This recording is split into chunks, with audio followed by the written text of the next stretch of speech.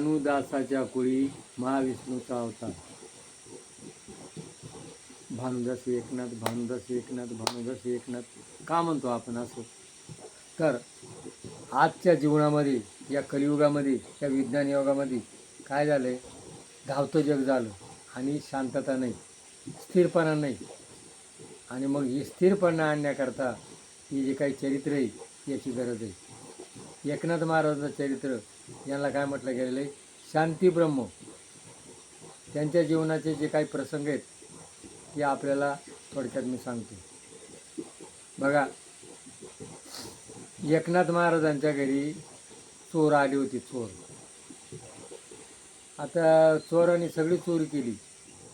एकनाथ महाराज झोपेल होते, ते बघत होते चोर काय करतात. आणि मग चोरी केल्यानंतर एकनाथ महाराज उठले आणि त्यांना हात जोडले. अरे बाबा म्हण, अरे तुम्ही चोरी केली खरी, पण आता अरे भूक लागली असेल तुम्हाला, तुम्ही उपाशी तरी कसे जाता? उपाशी जाऊ नका म्हण, 2 घास जेवून जा. आणि मग एकनाथ महाराजांच्या बायकोनी त्यांना जेवण दिलं. जेवल्यानंतर एकनाथ महाराजांनी काय सांगितलं? अरे तुम्ही सगळं नेलं, पण हे 2 रुपये राहिलेत म्हण शिल्लक.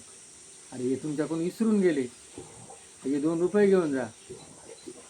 मागून एकनाथ महाराज काय म्हण, अरे तुम्हाला एवढा बोजा जाणार नाही, पण मग मी तुम्हाला घेऊ लागतो. बघा, आपला जर 1 रुपया जर कोणी घेतला तर आपल्या जीवाचा तिळपापड होतो. आणि चोर चोरी करतात, चोरांना काय म्हणतात? जेवून जा, तुम्हाला मी घेऊन येतो. म्हणजे किती शांतता असेल या माणसापाशी? काय ही शांतता ठेवण्याकरता आपल्याला काची गरज आहे? एकनाथ, भानुदास एकनाथ. म्हणून भानुदासाच्या कुळी अवतार कोणाचा होता? विष्णूचा अवतार होता.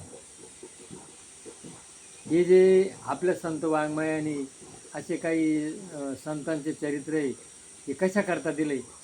गोष्ट म्हणून नाही दिलं, आपल्या जीवनाचं परिवर्तन व्हावा आणि त्याच्याकरता हे चरित्र आहे.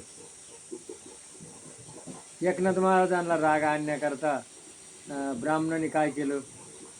एक मुसलमानाला पैसे कबूल केले आणि तो आंघोळ येऊन आला का त्याच्या अंगावर थुकायचे.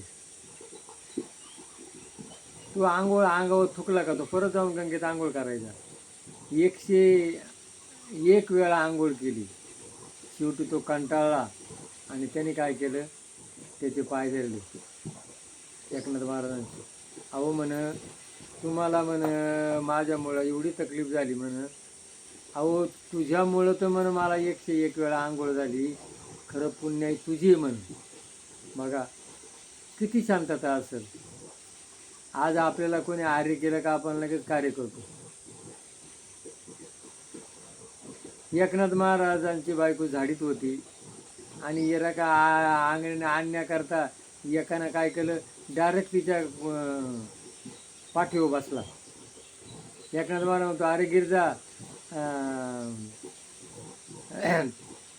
पोर पडल म्हण खाली. नाही नाही म्हणे, मला पोरला घेऊन झाडायची सवय आहे म्हण. एकनाथ महाराज देवपूजा करीत होते. एक जण एकनाथ महाराजांच्या देवपूजेमध्ये काय आला? डायरेक्ट चपला घालून मध्ये आला. एकनाथ महाराज म्हणा, अरे काय प्रेम आहे तुझं माझ्यावर, अरे तुला चपला काढायचं ध्यान नाही राहिलं, लय प्रेम आहे म्हण. एकनाथ महाराजांचं कीर्तन चालू होतं आणि कीर्तन चालताना तिथं एक असे काही आदिवासी भिल्ल लोक कीर्तनाला आली होती. मग त्यांना जागाच नव्हती. मग ते त्यांच्या पालगावर बसले आणि त्या पालगावर त्यांना मजा वाटली, ते झोपून गेले. जेव्हा एकनाथ महाराज कीर्तन करून आले ते खाली झोपले. आणि मग ते जेव्हा उठले सकाळची, म्हणा आपण काय झालं? एकनाथ महाराज, अरे म्हणत तुमच्यामुळं माझा पलंग पवित्र झाला. काय? पलंग पवित्र झाला. बघा, ज्या वेळेला जनार्दन स्वामीची ते काय करत होते? मुकदमे करत होते. आणि मुकदमे करताना तो हिशोब होता त्यांच्याकडे. रात्रभर जागले. किती फरक होता एक पईचा. अरे म्हणा सापडली. आणि जनार्दन स्वामी आले म्हणे काय, अरे तू एक पै करता जर एवढा वेळ घातला तर तू भगवंता करता जर एवढा वेळ घातला तुझ्या जीवनाचं कल्याण होईल. बघा, म्हणजेच एकनाथ महाराजांना काय म्हटलं गेलं, त्यांनी हरिजनाचं मुलगं कड्यावर उचलून घेतलं होतं. त्यांच्या वडिलांच्या पित्राला ब्राह्मण येत ना, तर स्वर्गातून त्यांचे पित्र आणले होते.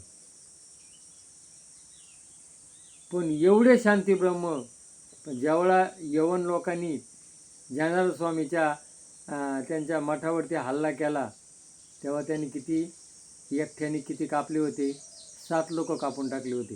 का? जो आपल्या गुरुची सेवा, काय आहे?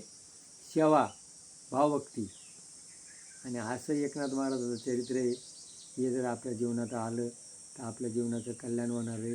म्हणून एकनाथ महाराजाचं चरित्र प्रत्येक माणसांना हे चांगलं ऐका आणि जीवनात आणा. तुमचे शुगर, BP काय आजार असतील ना, हे सगळे नाहीसे होतील. पटलं असेल तर क्लिक करा. सदस्य व्हा. जय भैरवनाथ महाराज की जय.